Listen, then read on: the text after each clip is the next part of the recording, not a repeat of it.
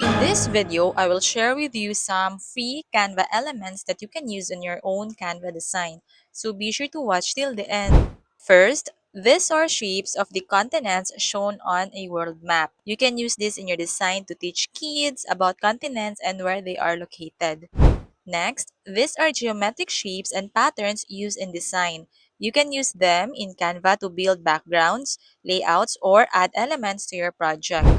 Next, these are Canva illustration elements that combine objects with short text phrases or word jokes.